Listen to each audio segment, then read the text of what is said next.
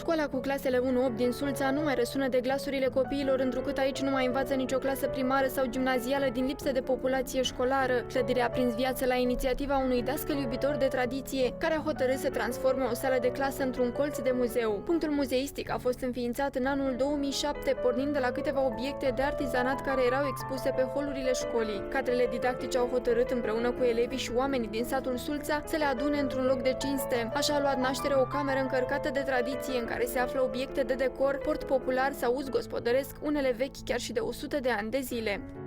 În muzeu întâlniți icoane deosebite, fie pictate pe lemn, fie pe sticlă și frumos ornamentate, covoare care decorează pereții, toate sunt țesute în războaiele de țesut în stative, așa cum se numesc la noi, apoi ii foarte frumoase, avem ștergare, războiul de țesut, colțul cu obiecte de bucătărie, apoi un pat cu câteva obiecte de zestre, mai avem cărți de religie foarte vechi, avem o carte din anul 1900, de asemenea avem instrument de bătut cânepa și de pregătit pentru țesut, costume populare pentru bărbați, pentru femei, pentru copii. Toate obiectele au fost donate de către sătenii din Sulța, care țin la tradiții și care au dorit să o ducă mai departe înaintașilor ce vor trece pragul școlii din localitate. Punctul muzeistic nu se va limita doar la o cameră, cei care l-au înființat doresc să le extindă și în alte săli de clasă, pe măsură ce vor aduna și mai multe obiecte de prin gospodăriile oamenilor. La Sulța ar putea lua naștere și un centru de țesut, unde femeile din sat să transmită acest meșteșug și celor mai tineri.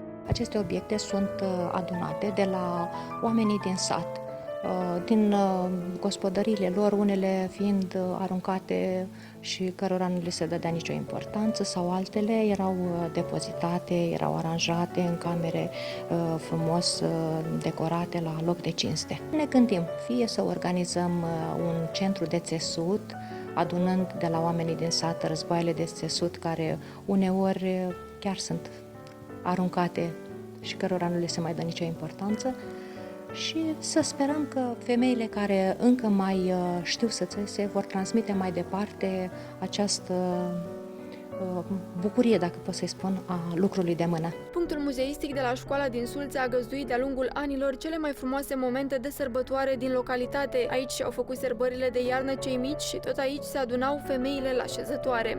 Îl considerăm foarte important pentru că, așa cum spunea marele istoric Nicolae Iorga, un popor care nu-și cunoaște istoria este ca un copil care nu-și cunoaște părinții. În cadrul punctului muzeal de la școala cu clasele 1 Sulța, Comuna Agăș, se află concentrate valori deosebite din creația vestimentară a portului național local, obiecte de uz casnic, diverse piese din tehnica războiului de țesut manual și de prelucrare a cânepii, toate într-o cromatică etnografică ce ne transpune pentru câteva momente în fermecata lume a strămoșilor noștri.